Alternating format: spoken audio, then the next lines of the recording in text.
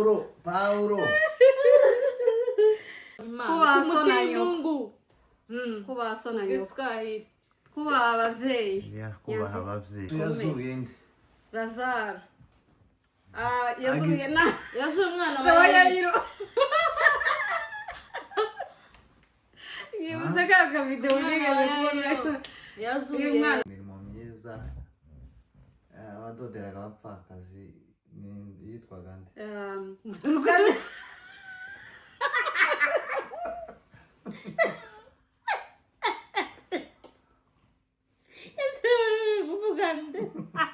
Nange kuvuga nyabantuza nyiramwana. Nero kugira kugira muceceke mvuge yarinde. Hello guys, mumeze mute?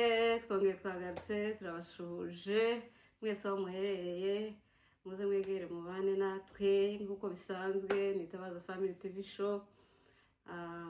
Muze mwumve zo tugiye kuvuga, turasuza abantu bose baherereye abo bumva runo rurimi tuvuga,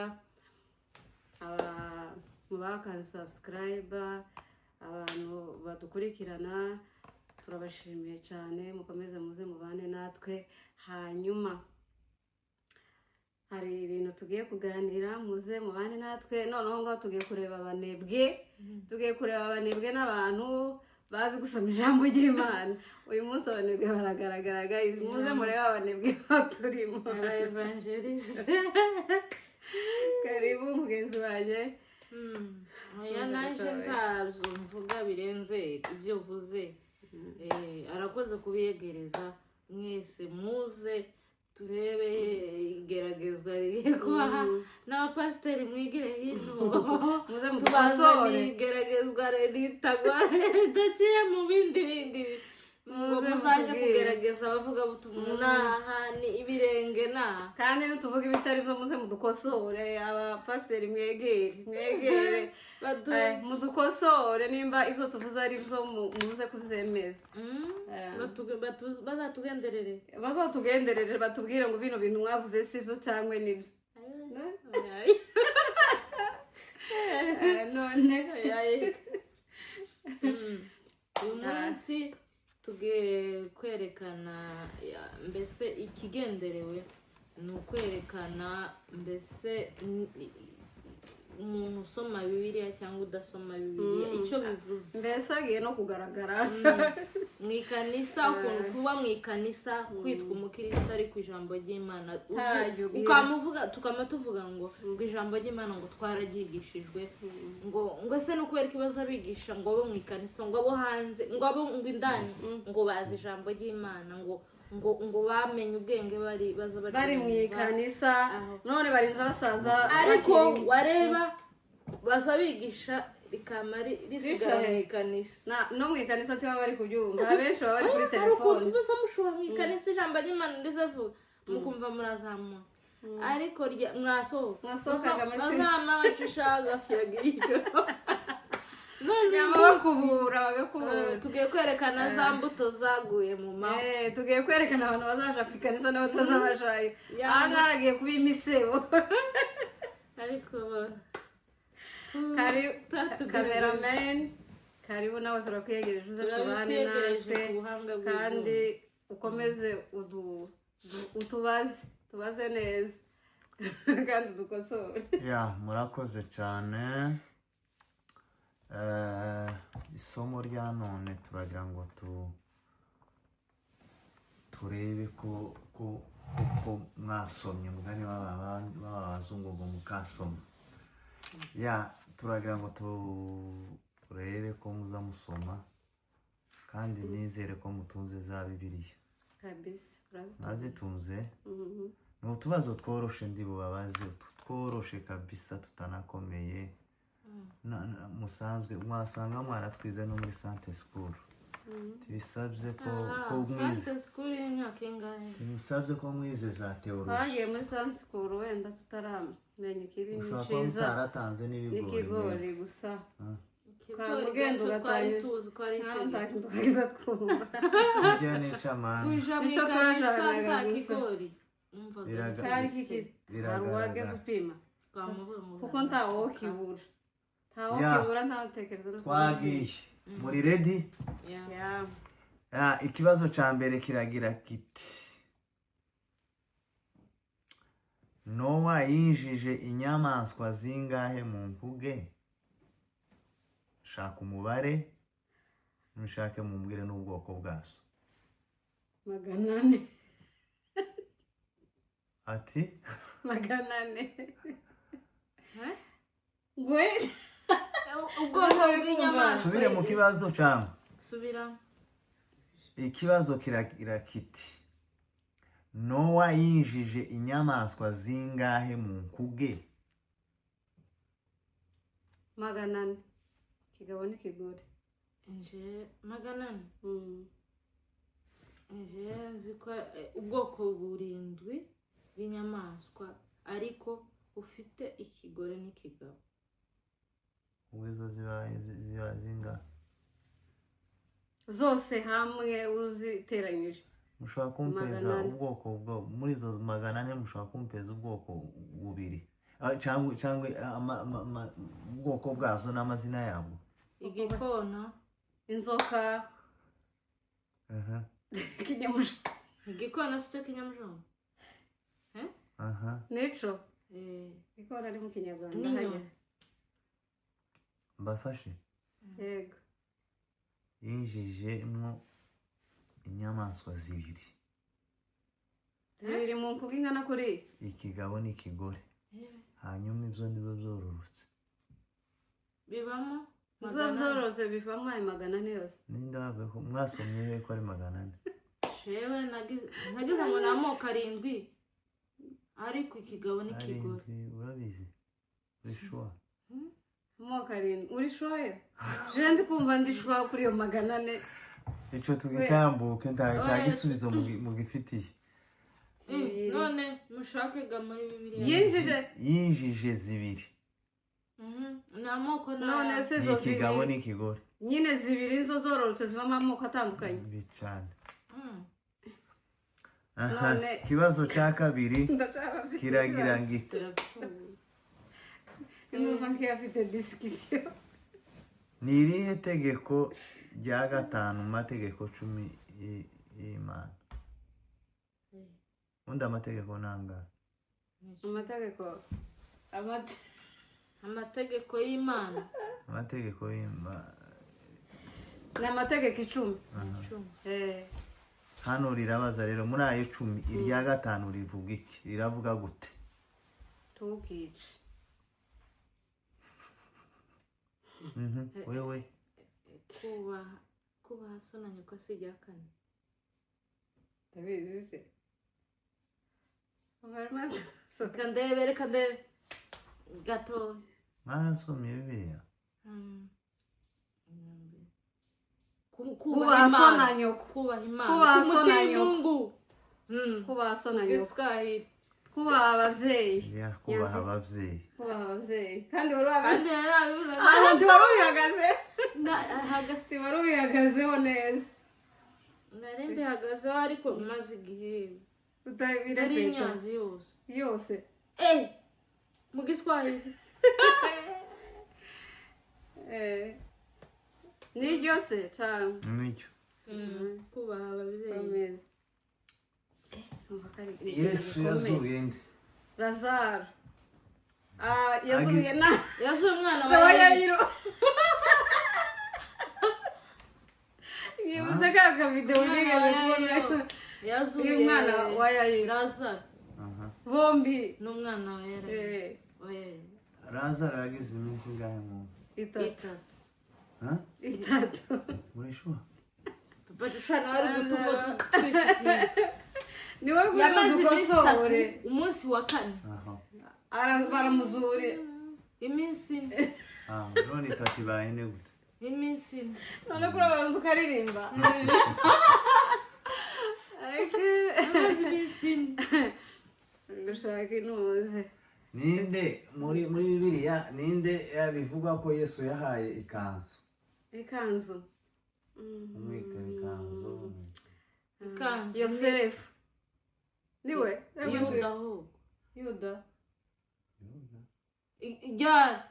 igihe banza utubwire neza icyo kintu ariko tucumve neza umuntu yahaye ndasoma ikibazo uko kivuga ninde Yesu yahaye ikanzu bigiye kugenda gute yamuhaye ubu niwe uzanditse ntabwo ari byanditse uzanditse kabisa Bibiliya ngaha ninde Yesu yahaye ikanzu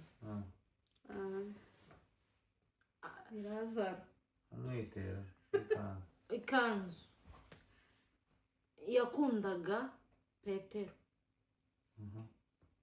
ariko igihe ni Yohana yarihaye oya ni Yuda igihe yavugaga ngo uzamugambanira amuha ikanzu yaramusomye Yuda yari umwicaye yaramusomye yaravuze ngo uwo nzosoma niwe uzangambanira duhuze ibiganza ibyo ni ibibazo bibiri bitandukanye badusangira uwo niwe uzongambanira ntabwo bihuye n'ikanzu Petero yakoze yakundaga Petero ni Yohana yarihaye kumukunda ni ukumuhezwa yarihaye Yohana nyabuna musome Bibiliya tuyisoma oya mwari tugomenya naho mugomba gukunda aherereye Bibiliya mukayisoma kugira ngo musubize yitwa Yosefu Yosefu si nyina si se wa Yesu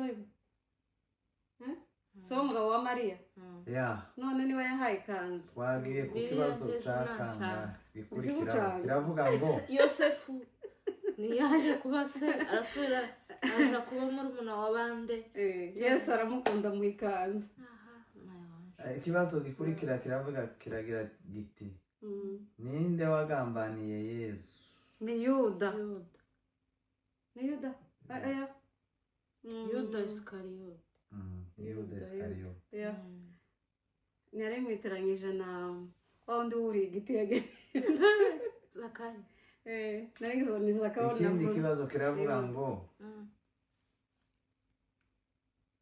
Yesu yiyeretse abigishwa be hehe ku musozi Karumeli Yesu abigishwa be mu nyanja iyihe nyanja Tiberi yitwa gute Tiberi Yesu abigishwa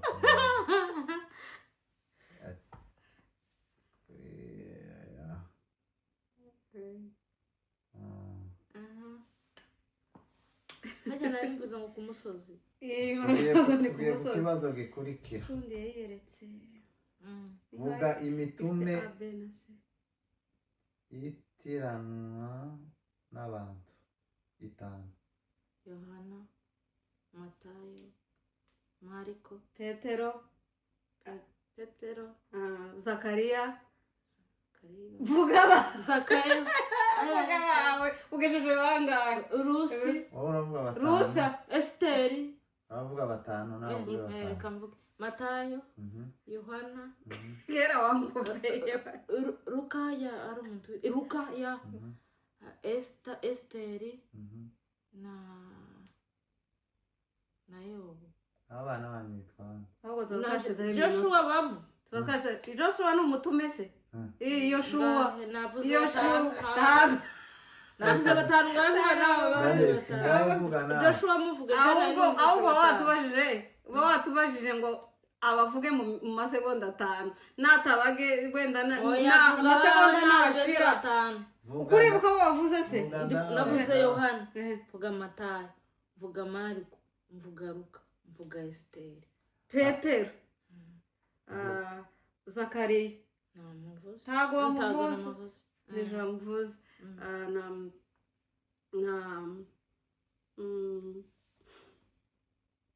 abantu bose bo muri Bibiliya bitwa amazina y'abantu na Joshua Yohana bamuvuze abantu bose bo muri Bibiliya bitwa amazina y'abantu nta yindi mitumuzi yo muri Bibiliya bose bitwa amazina y'abantu Yeremiya uzamusoma ariko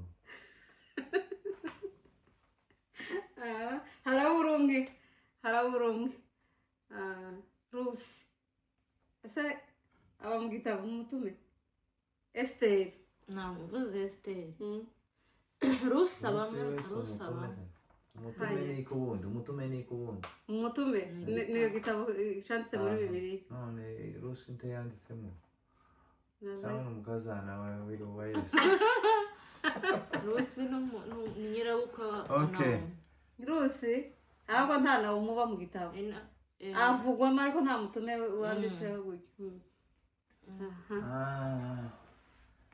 abigishwa ba Yesu bari bangahe 12 ushaka kumbwira amazina ya babiri muri bo cyangwa batatu Yohana Yohana babiri Yohana uwo ari we wese yari umwigisha wiwe harimo Petero na Yohana nyine hakaba ni babiri Yuda nawe yatubajije sawa hakabamo Toma ndakomeza mvuga bavuze ngo babiri ubwire babiri muri abo ngabo ninde bateye amabuye ageraho apfa muri Bibiliya inkuru y'umuntu batewe amabuye agera hafi Nebukadineza aravuga ngo mana ubababarire kuko batazi icyo bakora niba so bateye amabuye niba kivuga ko nagiye mana ni Nebukadineza saje uriya mugabo wavuze ngo bababarire yitwa Baraba kandi mugire vuba muzambare bavuga ntabwo dusomye uwo bateye amabuye arapfa ni Yohana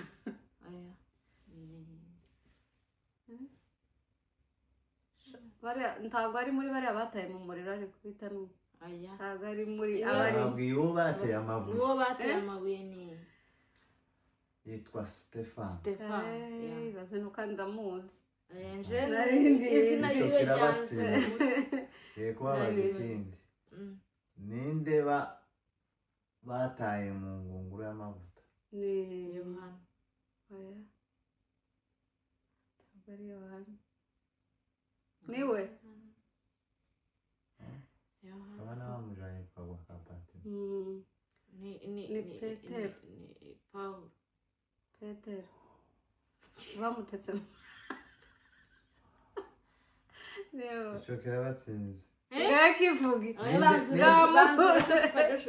ninde babaza uruhu ari muzima babaza uruhu cyangwa babaza umubiri bakamwanika ku musenyi babatoteza ni Yohana bamubaga uruhu cyangwa bamubaga ari muzima intumwa za Yesu zikaribura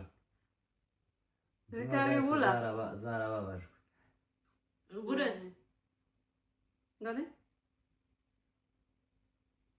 uwo babaza uruhu nuje nka nyumva iryo jambo ngo Yohana bamutetse mu mavuta arangiza bamujana kwa Patiro ninde babaza yitwa n'irungu mutubwire twamunaniwe uwo babaza uruhu yitwa Bartolomayo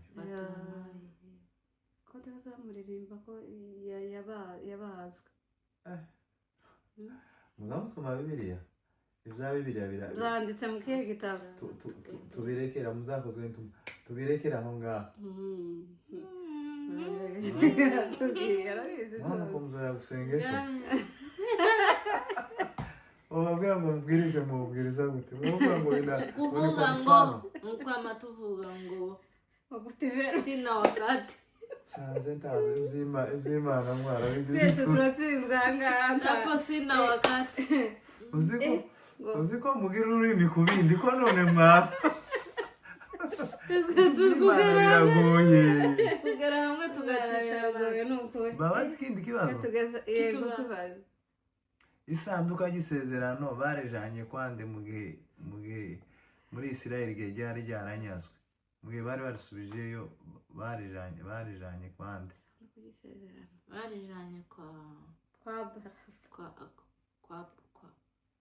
ahageze oya kwa uriya mugabo wari umukene ninde yitwa mana nyine oya yitwaga isanduku ry'isezerano nzi ko ese ryararidutse mama Joshua karavuga niko kwibuka urabona yari umugabo w'umukene baravuga ngo bare isanduka ry'Imana none barijanye kukigirwamana kirara ca daguca yaguye nyine ni kwande ubwo baravuga ngo Yesu ahantu hose aje akarica none bamujana kwa Abdedom. Yes. None nyumvishije none ikintu ushoboye kandi zose ari kasoma yarayiga cyo ameangukia mgana wa niba Nyakenya biteguye yakopeye ameangukia mgana wa Nyakenya aha kambabazi kindi kibazo kakaya ibintu bya Bibiliya ninde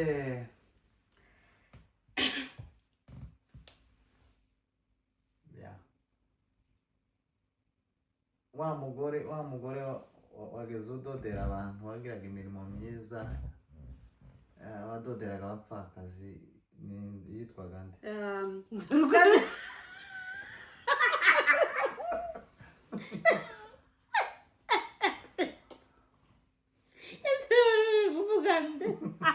Nange kuvuga nyabantuza nyiramwana rero kugira ngo nenda kugira ngo uceceke mvuge yarinde Dorcas irindi nyiwe yitwaga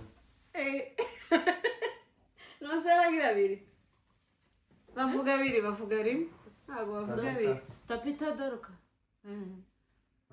ni Dorcas Tapita Dorcas izina rya kabiri ni Tapita ya Tapita Dorcas ntabwo ntabwo ari Tapita ni Dorcas nibyo bakunda gukoresha cyane yobu yari afite abana bangahe 12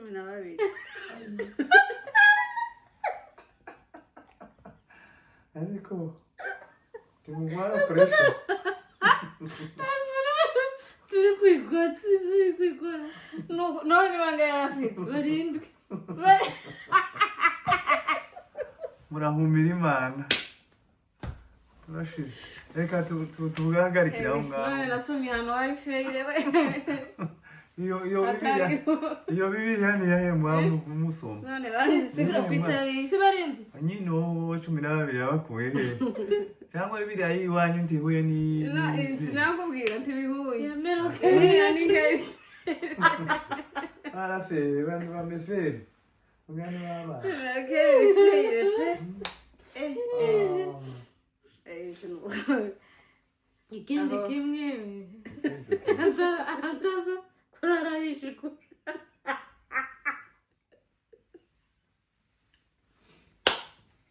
Paulo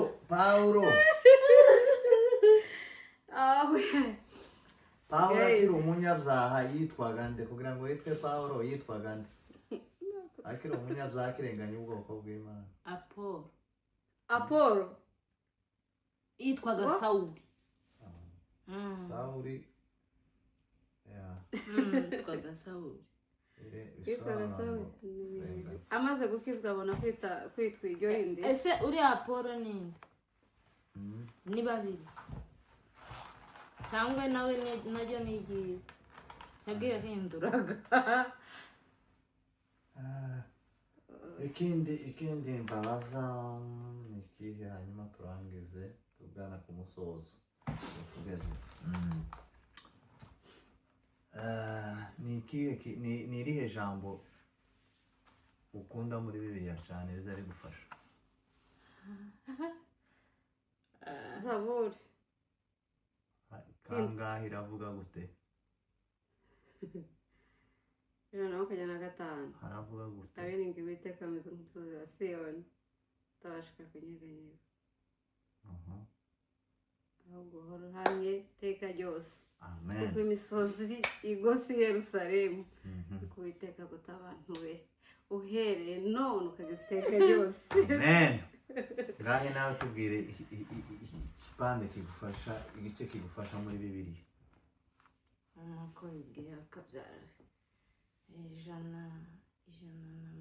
ijana zaburi 103 haravuga gute haravuga ngo umutima wanjye mbazo mbaza witeka Uwiteka twibagirwa ibyiza yagukoreye ntabe ndimo mwari zose ndimo zose manyambazi Uwiteka utaduta ariko ntitwavuga siko wavuga cyangwa gucekinga zana ducekinga sinzabimera neza kuko ubivuganye intege nkeya reka mvuge Matayo ntabishobora ko ari Matayo cyangwa Yohana ngewe isubiyeho niko wavuga ariko oya banza ureke oya mvuga atashatse icyo niba utari shuwa yacu ubundi tikigize wavuze 103 zaburi subundiriye uwa gatatu uri hagati ngiye zaburi